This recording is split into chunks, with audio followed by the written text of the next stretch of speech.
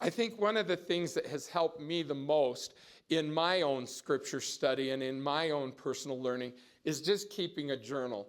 Now, President Kimball used to tell us to keep a journal, and President Eyring has said, keep a little gratitude journal. And there's always the encouragement to do this, but I think sometimes as members of the church, we think that this is a record of our lives. And if we think of it that way, then we sit around thinking, well, I'm not like Nephi. I mean, it's not like I have something important to record in my journal. And we start talking ourselves out of keeping a journal. Another problem that we have is that if we're just recording our life, then we can get behind. You know, then you're like, oh my gosh, I haven't written in my journal for like 4 months, and that was like 3 decades ago, because I'm just so far behind. And then we feel like we can never catch up. I gave up thinking of this as a record of my life. If I want to get a record of my life, then I'll just write a little life story one day for my grandkids. And I also have given up thinking that this is for my posterity, because I really don't think that anybody in years to come is going to have any more time than I do to read through ancestors' journals. And so I'm not really doing it for them. I finally decided that I'm doing it for me. This is not a record of my life as much as it is a tool for making my life. And when I look at it like that, then I don't get behind, because I don't have to record what I ate last week at every meal. I mean, I don't have to do all that. I just have to write in the moment. And yeah, Brother Wilcox, you've got a full-time calling, you've got a full-time job. When on earth do you have time to write in your journal? I do it at church. Just take it to church. Everybody thinks I'm taking notes. And they all think I'm super spiritual. And sometimes I am taking notes. I mean, my students were just laughing at General Conference, because there I was with my journal just writing notes in General Conference. And they said, like, you're the only one up there that's writing stuff down. And I said, yeah, but that's how I remember it. Yeah, but it comes out in the church magazines. You can read it later. You can listen to it later. And I said, yeah, and that's great. But when I'm writing, then I'm writing down the things that matter to me in the moment. And that's what I want to be able to remember.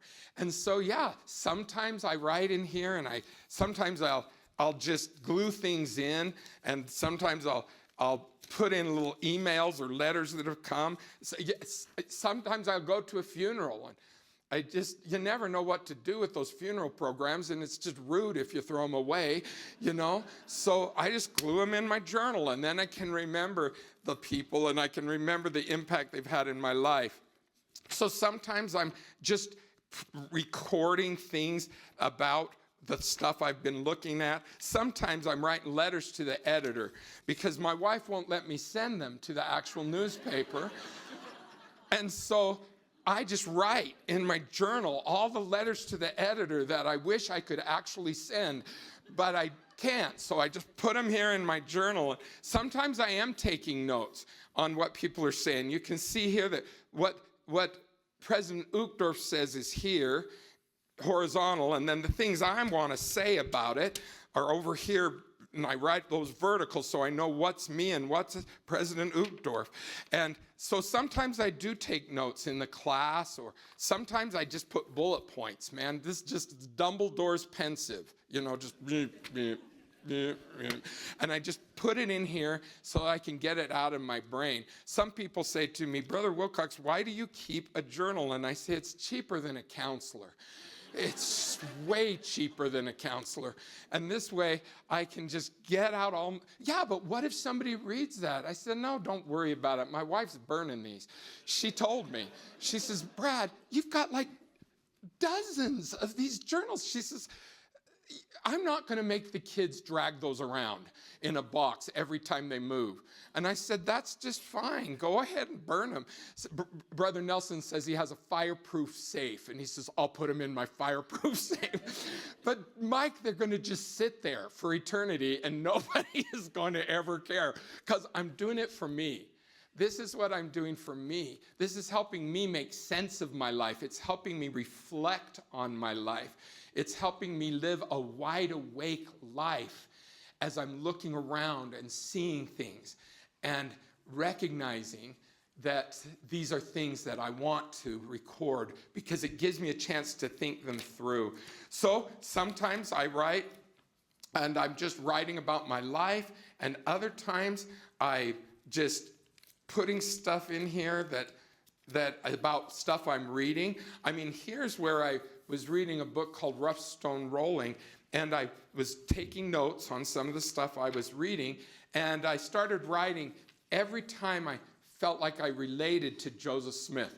In a positive way, in a negative way, I just started writing that, and then the page number I found that on.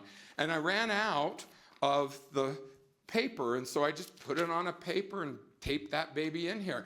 And I know there's somebody from the church history department that's going to say, but Brother Wilcox, that won't last through the millennium. You know, spray glue is not a good idea for the millennium.